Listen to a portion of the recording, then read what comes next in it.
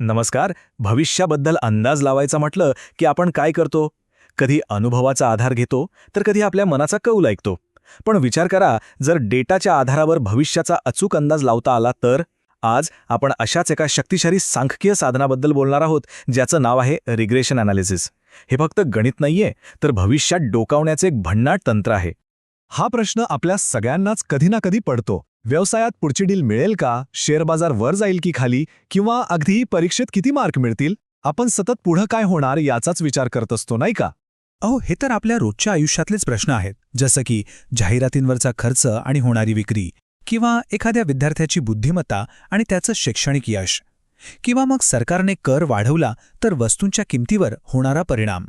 या सगळ्या गोष्टींमध्ये एक संबंध असतो आणि याच संबंधाचा वापर करून आपल्याला अंदाज बांधता येतो.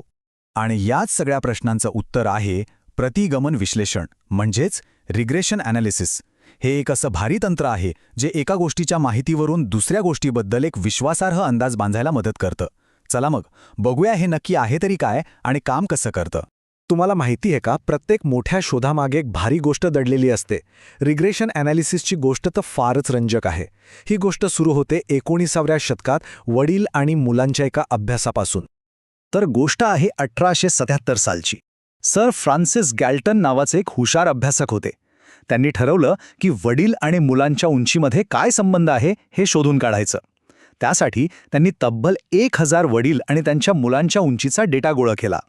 त्यांना अभ्यासात जे दिसलं ते खरंच अनपेक्षित होतं. त्यांना आढळलं की उंच वडिलांची मुलं साधारणपणे उंचच असतात आणि बुटक्या वडिलांची मुलं बुटकी. हे तर अपेक्षितच होतं. पण खरी गंमत पुढे होती. ज्या वडिलांची उंची खूप जास्त होती त्यांची मुलं त्यांच्या इतकी उंच नव्हती, उलट त्यांची उंची सरासरीकडे झुकत होती. आणि तसंच जे वडील खूप बुटके होते त्यांची मुलं त्यांच्यापेक्षा थोडी जास्त उंच होती, म्हणजे त्यांचीही उंची सरासरीकडे झुकत होती. याच गोष्टीला त्यांनी एक नाव दिलं, regression to the mean. Regression म्हणजे काय, तर मागे फिरणे. कुठे मागे फिरणे, तर सरासरीकडे म्हणजे मीनकडे. टोकाच्या गोष्टी कालांतराने सामान्य होतात, हाच तो नियम. आणि मित्रांनो, इथूनच रिग्रेशन ह्या शब्दाचा जन्म झाला. तर ही झाली इतिहासाची गोष्ट. आता वळूया मूळ मुद्द्याकडे. हे रिग्रेशन अनालिसिस प्रत्यक्षात काम कसं करतं?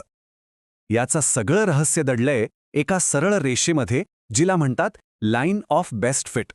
आता यात दोन मुख्य खेळाडू असतात, हे लक्षात घ्या. पहिला म्हणजे प्रेडिक्टर व्हेरिएबल, ज्याला आपण एक्स म्हणू. याची किंमत आपल्याला माहीत असते, उदाहरणार्थ जाहिरातींवर केलेला खर्च. आणि दुसरा खेळाडू म्हणजे क्रायटेरियन व्हेरिएबल, म्हणजेच वाय.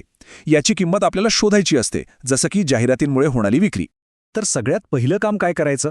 आपल्याकडे जो काही डेटा आहे, म्हणजे एक्स आणि वायच्या सगळ्या जोड्या, त्या एका ग्राफ पेपरवर छोट्या छोट्या बिंदूंच्या रूपात मांडायच्या. या विखुरलेल्या बिंदूंच्या चित्राला स्कॅटर प्लॉट म्हणतात. यावरून आपल्याला त्या दोन गोष्टींमध्ये काहीतरी संबंध आहे की नाही याचा एक अंदाज येतो. आता येतं रिग्रेशन अनालिसिसचं खरं काम. हे तंत्रज्ञान काय करतं, तर ह्या सगळ्या विखुरलेल्या बिंदूंमधून जाणारी एक आणि एकच सर्वोत्तम सरळ रेषा शोधून काढतं. म्हणजे अशी रेषा जी या सगळ्या बिंदूंच्या शक्य तितक्या जवळून जाते आणि त्यांच्यातील संबंधाचं उत्तम प्रतिनिधित्व करते. आणि ही रेषा इतकी जबरदस्त काम करते ना, इतका अचूक अंदाज वर्तवते की तिला अपेक्षा रेषा किंवा एस्टिमेट लाईन असंही म्हणतात. कारण ती आपल्याला एक्सच्या कोणत्याही किमतीसाठी वायची अपेक्षित किंमत सांगू शकते. आता ही रेषा म्हणजे काय, तर एक साधं सोपं गणिती समीकरण. घाबरू नका, खूपच सोपं आहे. आपण याला अंदाजाची एक सोपी रेसिपी म्हणूया. y बरोबर a अधिक bx. चला या रेसिपीमधले घटक पाहूया. या रेसिपीमधला पहिला घटक आहे ए. याला म्हणतात इंटरसेप्ट. सोप्या भाषेत सांगायचं तर ही आपली बेसलाईन आहे.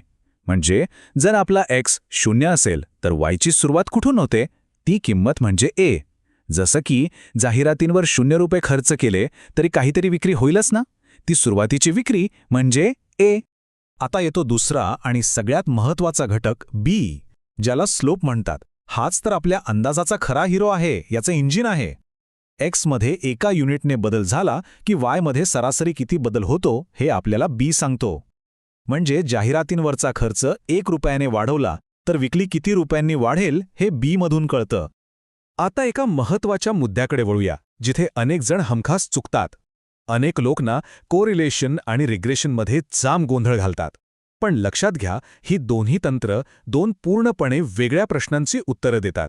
बघा, कोरिलेशन आपल्याला फक्त एवढंच सांगतं की दोन गोष्टींमध्ये संबंध आहे की नाही आणि तो किती घट्ट आहे. पण रिग्रेशन एक पाऊल पुढे जातं. ते आपल्याला त्या संबंधाचं स्वरूप कसं आहे हे सांगतं. म्हणजे एका गोष्टीमुळे दुसऱ्या गोष्टीवर नेमका कसा परिणाम होतो हे स्पष्ट करतं. एक सोपं उदाहरण घेऊया. किंमत आणि मागणी यांचा संबंध आहे हे आपल्याला कोरिलेशन सांगेल, पण रिग्रेशन आपल्याला नक्की सांगेल की किंमत 10 रुपयांनी वाढवली तर मागणीवर काय आणि किती परिणाम होईल. हाच तो खरा फरक आहे जो आपल्याला अंदाज बांधायला मदत करतो. ठीक आहे, आतापर्यंत आपण पाहिलं की रिग्रेशन काय आहे, ते कसं काम करतं.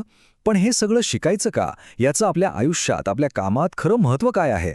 हे तंत्र इतकं शक्तिशाली का मानलं जातं? याचं उत्तर ऐकलं तर तुम्ही थक्क व्हाल. असं कुठलंच क्षेत्र नाहीये जिथे याचा वापर होत नाही.